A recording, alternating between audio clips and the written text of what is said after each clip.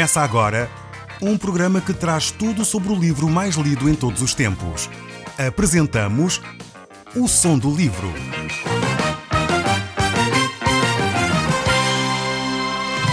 Seja muito bem-vindo. Neste podcast vai encontrar o livro mais conhecido e lido em todo o mundo. Vamos levá-lo numa viagem pela história da humanidade. Este é um audiolivro para si, para a sua família e sociedade em geral. Contextualização e comentários de Paulo Chaveiro. Eu sou Paulo Chaveiro e nós hoje estamos a estudar o livro de Joel e estamos no capítulo 2. Nós hoje vamos começar desde logo a ver este verso 1, pois ele tem grandes considerações para nós. Vamos analisar muito em detalhe este verso 1, um verso extremamente interessante, porque nos vai fazer refletir a importância de haver uma declaração, a importância de haver, de facto, um chamar de atenção para a forma como nós vivemos. E é assim que diz o verso 1 deste capítulo 2 do livro de Joel. Tocai a trombeta em Sião e dai voz de rebate no meu santo monte. Perturbem-se todos os moradores da terra, porque o dia do Senhor vem e já está próximo. Então este capítulo aqui, que nós estamos a ver, no fundo é a continuação do capítulo 1, e o verso 15 deste mesmo livro de Joel. Aqui o assunto que o profeta vai trazer é um assunto de preocupação. O dia do Senhor está para breve. O profeta convida de alguma forma o povo a olhar para este dia do Senhor. Deus tinha prometido a Davi que iria estabelecer um reino eterno. Davi foi um dos grandes reis da nação de Israel e certamente estamos lembrados dele.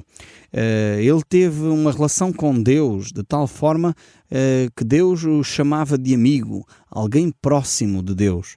E por isso mesmo Deus fez uma promessa a Davi de que estabeleceria um reino que fosse eterno. De alguma forma esse cumprimento e o cumprimento dessa promessa se alicerça no Messias, na vida de Jesus Cristo e na sua vinda, onde Jesus Cristo vai estabelecer o seu reino aqui sobre a terra. E Joel é este primeiro profeta a escrever e a falar sobre este dia do Senhor, que inclui, é verdade, o estabelecimento do reino de Jesus Cristo aqui na terra, mas não é só isto. Joel não vai falar só do estabelecimento de um reino de paz, um reino de harmonia, um reino onde Cristo vai estabelecer a justiça, onde tudo realmente vai ser transformado de uma forma marcante. Antes disso, vai ser precedido por um período de grande tribulação. E é neste capítulo 2, Joel está a incidir, a falar, a apontar a sua atenção para este dia do Senhor e para este período de grande tribulação. Esta, de facto, é a mensagem central do livro de Joel. É este dia do Senhor que vai chegar como um julgamento para todos aqueles que não quiseram ouvir e viver de acordo com os princípios de Cristo. Malaquias e outros profetas falam também deste dia do Senhor, mostram a importância de ouvirmos a voz de Deus, de ouvirmos aquilo que Deus tem para nos dizer e conformarmos a nossa vida com a voz de Deus. É por isso mesmo que o profeta diz aqui, neste capítulo 2, verso 1, tocai a trombeta em Sião e dai voz de rebate no seu santo monte. Perturbem-se todos os moradores da terra, porque o dia do Senhor vem, já está próximo. Ou seja, temos aqui esta chamada de atenção, diz o profeta, este toque de trombeta, era de alguma forma uma maneira de soar o alarme nas cidades. Hoje em dia nós temos talvez a sirene dos bombeiros, quando toca nós ficamos alerta, ficamos preocupados com o que está a acontecer. Naquele período era de facto o toque de trombeta que fazia soar o alarme. E de alguma maneira esta trombeta para os israelitas não era só um toque de alarme, mas também simbolizava uma série de outras coisas. O povo de Israel, quando estava na caminhada do deserto, e foi nessa altura que Deus ordenou a Moisés que ele fizesse ou mandasse fazer 2 trombetas de prata para poder orientar o povo naquela caminhada pelo deserto. E então quando aquelas trombetas tocavam, era símbolo de uma certa ação para o povo de Israel. Por exemplo, quando o povo estava a caminhar, Se a trombeta tocasse, eles sabiam que era a altura de parar. Se por outro lado o povo estava em acampamento, estava acampado, estava a descansar, quando tocava a trombeta era sinal de que eles se tinham que preparar, porque dentro em breve iriam marchar outra vez, iriam caminhar outra vez pelo deserto. Então esta trombeta era um símbolo também de estilo de vida, era um símbolo também de segurança, por outro lado, era um símbolo de orientação no caminho. O povo deveria seguir, andar na sua vida ao toque desta trombeta. Também, como é óbvio, esta trombeta simbolizava, ou era tocada com um toque diferente, mas era tocada exatamente para chamar a atenção do povo quando havia um inimigo para defrontar. Lembro-me quando estava na minha recruta, enfim, a fazer a tropa, o serviço militar obrigatório, havia de facto o toque de uma corneta que era tocada para nós podermos fazer determinadas ações na ordem unida, no marchar, no apresentar armas, fazer, enfim, ficar em sentido ou ficar à vontade. Determinados toques que eram feitos pelaquela corneta e de acordo com o som que saía, de acordo com o toque que era feito naquele momento, nós sabíamos qual era a atitude que devíamos ter. O povo de Israel era a mesma coisa. Esta trombeta então tinha um símbolo, significava segurança, significava direção. Quando se ouvia tocar a trombeta, estas ideias estavam inerentes ao toque da trombeta. E isto durante o tempo em que o povo caminhava no deserto. Por isso mesmo, a trombeta é um símbolo importante nas Escrituras. Vemos que eles têm este conceito. O livro do Apocalipse refere também as trombetas. E as trombetas no livro do Apocalipse também têm um significado. Quando elas tocarem, vai ser de facto para anunciar a segunda vinda de Cristo. O próprio apóstolo Paulo, na carta que ele escreve aos Tessalonicenses, e é um dos textos que são uma referência importante para falar sobre esta segunda vinda de Cristo, ele diz o seguinte: porquanto o Senhor mesmo, dada a sua palavra de ordem, ouvida a voz do arcanjo e ressoada a trombeta de Deus, descerá dos céus e os mortos em Cristo ressuscitarão primeiro. Então temos aqui esta referência do apóstolo Paulo a este toque de trombeta, este ressoar da trombeta de Deus.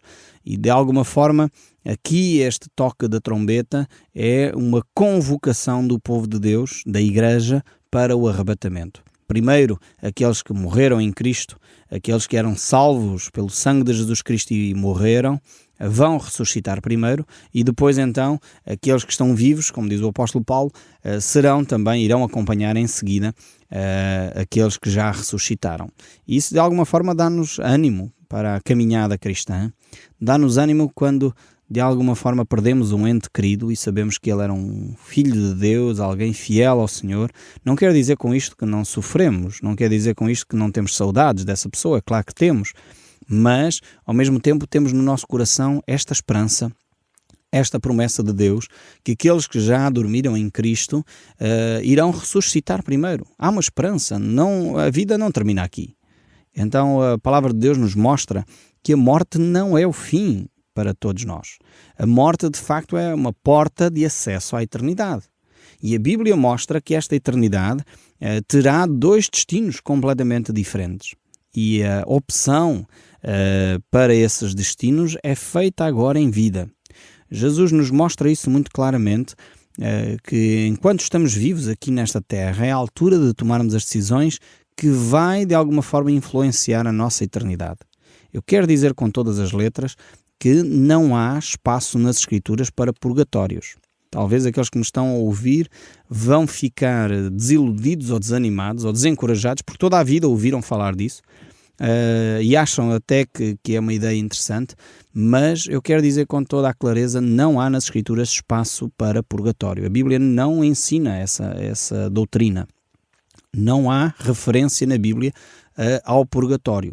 Há sim na Bíblia uma referência àquilo que é chamado o seio de Abraão, que é um lugar, de alguma forma podemos dizer, de espera, mas é um lugar onde não há passagem de um lado para o outro, onde o futuro, a eternidade já está traçada, Ou seja, quem foi nesse seio de Abraão para o Hades, traduzido em português para o inferno, um lugar de tormento, um lugar de solidão, um lugar, como diz as Escrituras, no ensino de Jesus, um lugar de trevas, de choro e ranger de dentes, um lugar onde há sofrimento. Eu creio que, de facto, o maior inferno que a pessoa pode ter é a solidão. Esse lugar realmente não há possibilidade da pessoa sair dali. Jesus ensinou isso muito claramente na sua parábola do rico e do Lázaro. E também o seio de Abraão, onde já é para os cristãos um lugar de tranquilidade, de serenidade, de conforto, de alegria, mas não é o estado eterno. Portanto, muitas vezes confunde-se estes aspectos, também para não ser muito exaustivo, porque a maioria das pessoas não quer fazer todas estas reflexões teológicas e assim de uma forma simplista diz, não, a pessoa morreu, foi para o céu.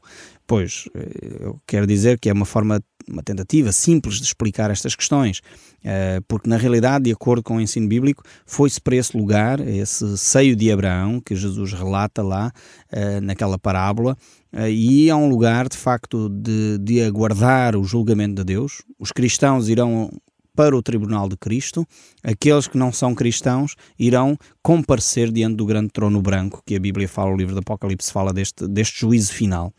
Então, isto só para dar aqui um resumo e dar, de alguma forma, algumas balizas, algumas linhas orientadoras do que é que estamos a falar sobre o dia do Senhor. Este dia onde os cristãos vão ressuscitar, os que já morreram em Cristo, vão ressuscitar primeiro, vão à presença de Cristo e aqueles que estão vivos serão transformados num abrir e fechar de olhos ao soar este som de trombeta. Não sei se será uma trombeta física, se será só um som que se equipara a uma trombeta, mas eu creio que isso são os tais pormenores que não conduzem a muito. A Bíblia fala disto, fala das 7 trombetas mencionadas no livro de Apocalipse, e elas não têm a ver com a igreja. Só esta primeira tem, que é um convocar da igreja à presença de Cristo e de alguma forma o remover a igreja daquilo que vai ser a chamada tribulação e a grande tribulação, que é um período de tempo que é já inaugurado, o dia do Senhor é inaugurado com o remover da igreja da terra, e é um período de tempo onde o dia do Senhor vai acontecer, que é este dia do Senhor que Joel nos descreve a partir agora do capítulo 2 do seu livro. Este dia de grande sofrimento, de grande calamidade para o mundo, porque desprezaram a salvação que há em Cristo. Foi provavelmente o apóstolo Paulo que melhor interpretou, que melhor trouxe à humanidade esta mensagem salvadora de Cristo para este dia. Foi ele que, por um lado, incansavelmente viajou por todo o Império Romano a proclamar esta verdade de Deus, como um som de trombeta, a anunciar a todas as classes sociais, aos ricos, aos pobres, aos servos, aos livres, aos senhores e a todas as classes sociais e possibilidades de pessoas naquela altura.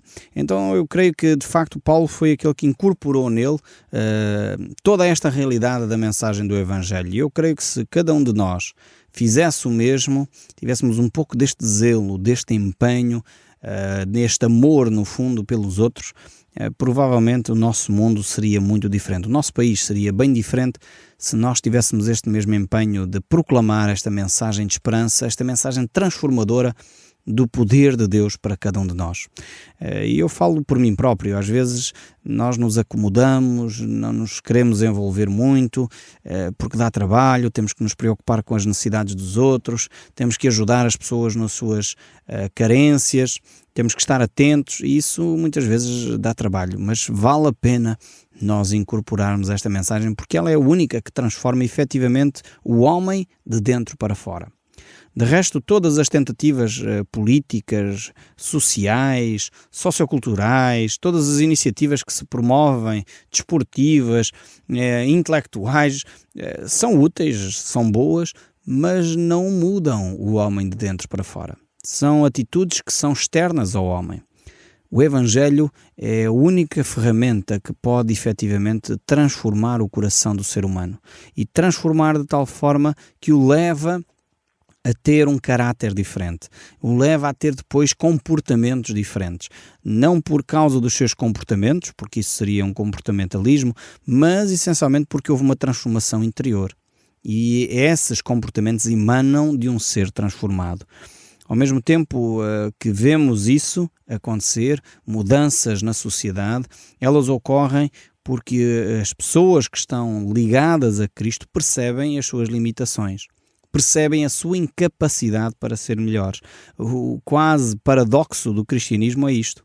É na medida em que nós entendemos a nossa incapacidade, na medida em que nós reconhecemos as nossas fraquezas, na medida em que nós percebemos que nós em nós próprios não temos essas ferramentas para ser pessoas melhores. É o poder de Deus em nós que faz de nós diferentes. Um cristão, se tentar viver um cristianismo sem Deus, é uma pessoa comum, é uma pessoa simples, é uma pessoa igualzinha aos outros, capaz de cometer as mesmas atrocidades que os outros. A única diferença é que o cristão depende de Deus para poder ver a transformação acontecer na sua vida. Porque ele sabe os seus limites, ele sabe que exposto às mesmas circunstâncias, não for à graça de Deus, ele cometeria os mesmos erros. Então precisamos desesperadamente do toque de Deus, precisamos desesperadamente dessa mensagem transformadora do Evangelho de Cristo, porque é Cristo que age. Não tem a ver com uma religião, não tem a ver com o cerimonial, porque as cerimónias em si mesmo, se não forem cheias de conteúdo, cheias de entendimento daquilo que estamos a realizar, são vazias, são ocas, são ritual, são religião, no mais triste do que esta palavra pode significar. Significa que a pessoa anda a cumprir uma lista de tarefas, uma lista de rituais, uma lista de tradições e nem percebe porque é que está a fazer aquilo. Os cristãos deveriam ser pessoas esclarecidas, deveriam ser pessoas que têm acesso ao conhecimento, não só o conhecimento intelectual, mas o conhecimento espiritual. Essencialmente é esse tipo de conhecimento que transforma as vidas. É quando nós nos dispomos a conhecer a Deus. Porque na realidade isso é o objetivo da eternidade, da vida eterna. É conhecermos a Deus como Ele é e ao seu Filho que Ele nos enviou. Quando nós dedicamos tempo a conhecer o caráter de Deus, conhecer a ação de Deus na nossa vida, então realmente a nossa vida começa a ser transformada. E é por isso que Joel diz: tocai a trombeta em Sião e dai voz em rebate no Monte Santo. Perturbem-se todos os moradores da terra, porque o dia do Senhor vem, já está próximo. Ou seja, é necessário fazer esta proclamação. É necessário que a igreja cristã, verdadeiramente os cristãos, sejam estes proclamadores desta esperança, desta mensagem transformadora. Não há qualquer política social, não há qualquer política económica que transforme o coração das pessoas. Só o Evangelho de Jesus Cristo. E é interessante ver que esta proclamação deveria ser feita no Monte Santo. E isto significa a cidade de Jerusalém. Ou seja, o povo de Deus deveria ser os primeiros a serem convocados para este fim. Deveriam ser os primeiros a ser convocados a essa transformação. E por isso mesmo, cada um de nós, como cristãos hoje, como filhos de Deus, é convocado por Deus a essa vida de zelo, de empenho, de dedicação, de intimidade, de conhecer a Deus. Nós não podemos continuar a nossa caminhada cristã como se ela não tivesse impacto na nossa vida. Temos que ter um pouco mais de ousadia. Eu fico muito grato a Deus por ver aquilo que Deus está a fazer em tantas pessoas que ouvem e nos escrevem, manifestando como o poder de Deus está a transformar a sua vida. Estão a ser pessoas, de facto, capazes de ir um pouco mais além. E não por elas mesmas, mas porque o poder de Deus as está a transformar. São pessoas que começam a entender como o Espírito Santo age nas suas vidas. Começam a perceber as suas limitações. Começam a confessar o seu pecado mutuamente. Começam a perceber que há necessidade de dependermos de Cristo. E é por isso mesmo que nós podemos viver essa vida. É por isso também que os apóstolos, ao escreverem, ao deixarem as suas cartas para nós, como por exemplo o apóstolo João, que fala sobre a segunda vinda de Jesus Cristo, e nessa carta ele diz: tendo esta esperança, purifiquemos os nossos corações. Aquele que tem esta esperança edifica-se a si mesmo. Vemos que se temos um mote, se temos um objetivo, se temos um alvo, que é este dia do Senhor, como Joel descreve aqui, nós só temos que ter um comportamento, só temos que ter uma atitude diante da vida. E essa atitude é uma atitude de santidade. Temos que nos abster daquilo que prejudica a nossa caminhada cristã. Temos que purificar, como diz aqui João, o nosso coração. O apóstolo Paulo, ele desafia-nos também a viver essa vida de santidade, percebendo realmente que a vida às vezes não é fácil, mas mesmo assim vale a pena fazer essa caminhada. Ele diz em Romanos 8, porque para mim tenho por certo que os sofrimentos do tempo presente não são para comparar com a glória do porvir a ser revelada em nós. A ardente expectativa da criação aguarda a revelação dos filhos de Deus, pois a criação está sujeita à vaidade.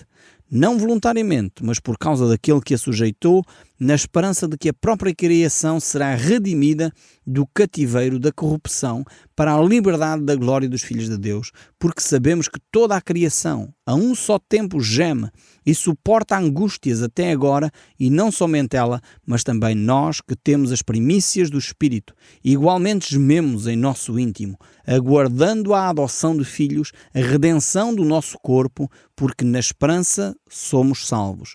Ora, a esperança que se vê não é esperança, pois o que alguém vê, como espera? Mas se esperamos o que não vemos, com paciência o aguardamos. E esta deve ser a nossa atitude para com a vinda de Cristo. Aguardar efetivamente esse momento. E por isso mesmo não nos devemos tornar pedra de tropeço para ninguém, nem para judeu, nem para gentio, nem tampouco para aqueles que são cristãos. Não devemos ser, de facto, pedra de tropeço para ninguém. Mas devemos viver este Evangelho com toda a propriedade, com toda a dedicação, porque esse é o desejo de Cristo. Porque o próprio Cristo, no Evangelho de São Mateus, capítulo 25, ele nos alerta que esse dia virá. E quando vier o Filho do Homem, diz esse capítulo, e na sua majestade e todos os anjos com eles, então se assentará no trono da sua glória, e todas as nações serão reunidas na sua presença, e ele separará uns dos outros, como o pastor separa os cabritos das ovelhas. Vemos que realmente Deus tem um plano, um propósito para nós. Esse dia está descrito nas páginas da Bíblia. O Som do Livro, uma produção da Rádio Transmundial de Portugal.